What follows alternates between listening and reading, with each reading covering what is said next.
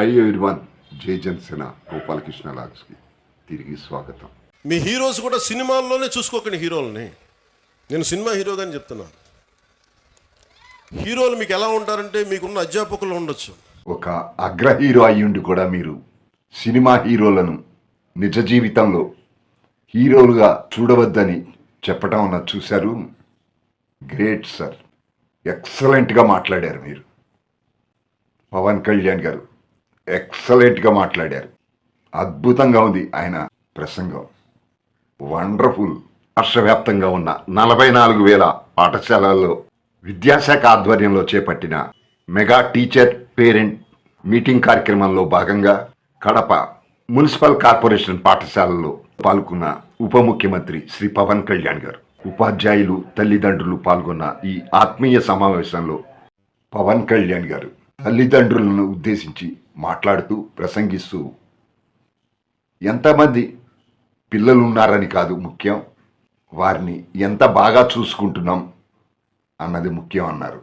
తల్లిదండ్రులు ముఖ్యంగా ఆలోచించాల్సింది తమ పిల్లలు ఏం చేస్తున్నారు, వారి ప్రవర్తన ఎలా ఉంటోంది, సరిగ్గా ఉంటున్నారా లేదా, అసలు వాళ్ళు ఎక్కడ ఉన్నారు, ఏం చేస్తున్నారు, ఫోన్తో ఎంత సమయం గడుపుతున్నారు, ఫోన్ని సద్వినియోగం చేసుకుంటున్నారా, దుర్వినియోగం చేసుకుంటున్నారా.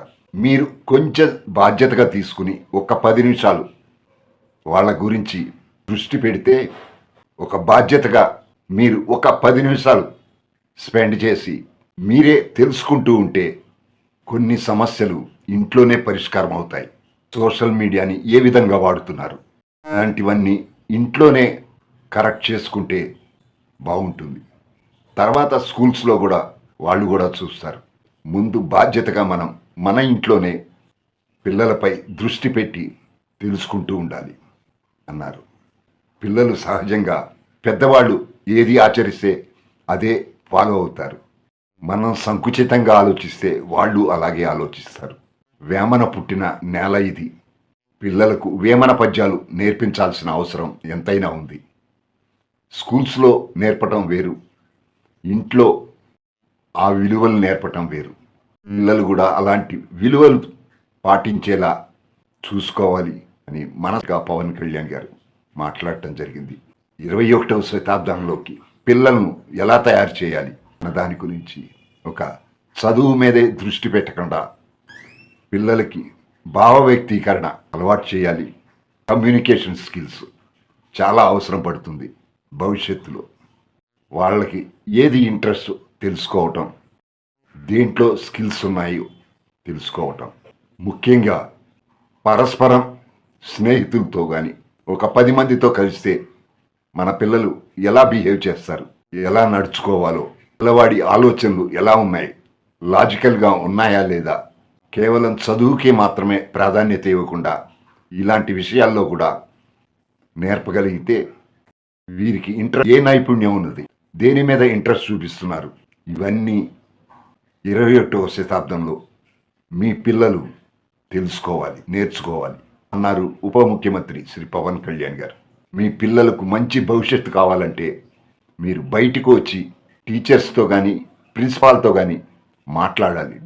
గవర్నమెంట్ అనేక పాలసీలు ఇస్తుంది, అన్నీ మంచి పాలసీలు ఉంటాయి, ఇంప్లిమెంట్ చేయటం దగ్గరే ప్రాబ్లం వస్తుంది. మీకు ఎక్కడన్నా ఇబ్బంది వస్తే డైరెక్ట్గా ప్రిన్సిపాల్నో టీచర్లను వచ్చి మాట్లాడండి, మీ వాయిస్ వినిపించండి అని తల్లిదండ్రులకు చెప్పారు పవన్ కళ్యాణ్ గారు.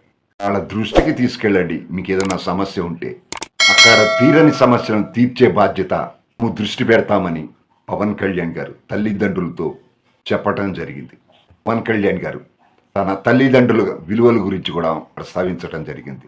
నా తల్లిగారు 5వ తరగతి మాత్రమే చదివారని, తండ్రి గారు 10th క్లాస్ అని, కానిస్టేబుల్ ఉద్యోగం చేసుకుంటూ ప్రమోషన్ మీద చేశారు. కానీ ఇద్దరూ పెద్దగా చదువుకున్న వారు కాదు, కానీ విలువలు మాత్రం పాటించేవారని, అలాంటి విలువలతోనే మమ్మల్ని పెంచారని చెప్పుకొచ్చారు.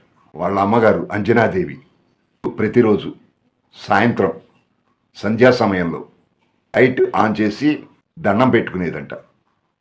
అది పవన్ కళ్యాణ్ గారు చూసి 2-3 సార్లు ఏంటమ్మా ఎవరికి దండం పెట్టుకుంటున్నావు అని అడిగితే ఏం లేదు నాయనా, నేను ఎవరికి దండం పెట్టుకోవట్లేదు. బల్బు కనిపెట్టిన థామస్ ఆల్వా ఎడిసన్కి ప్రతిరోజు దండం పెట్టుకుంటాను నాయనా అందంట.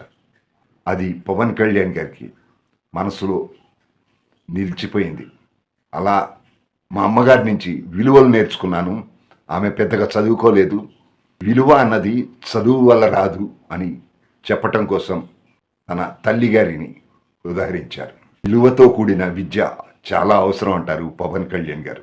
తనకెవరు సినిమా హీరోలు కాదని, తన తల్లి ఒక హీరో అని, తన తండ్రి ఒక హీరో అని అలా కష్టపడి పెంచారు కాబట్టి వాళ్ళు నాకు హీరో అన్నారు. పవన్ కళ్యాణ్ గారికి వెంకట్రామయ్య అనే మాస్టర్ ఒక ఉండేవారంట.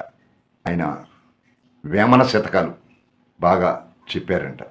ఆ వేమన శతకాలు ఆయన చెప్పిందే ఇప్పటికీ నాకు గుర్తుందని ఆయనే నాకు హీరో అన్నారు. Really hats off sir.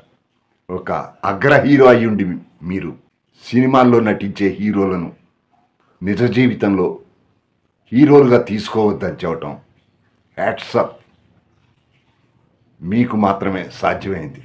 Friends, పిల్లలందరూ తమను కష్టపడి పెంచి పెద్ద చేసిన తల్లిదండ్రులను, తమకు విద్యాబుద్ధులు నేర్పిన ఉపాధ్యాయులను, దేశ రక్షణ కోసం తమ ప్రాణాలు సైతం పణంగా పెట్టే సైనికులను నిజంగా హీరోలుగా భావిస్తే మొన్నటి పుష్ప 2 సంధ్యా థియేటర్ దుర్ఘటన జరిగి ఉండేది కాదేమో కదా. మీరేమంటారు ఫ్రెండ్స్? మీ అభిప్రాయాన్ని కామెంట్గా తెలియచేయండి. Once again hats off you Kalyan sir.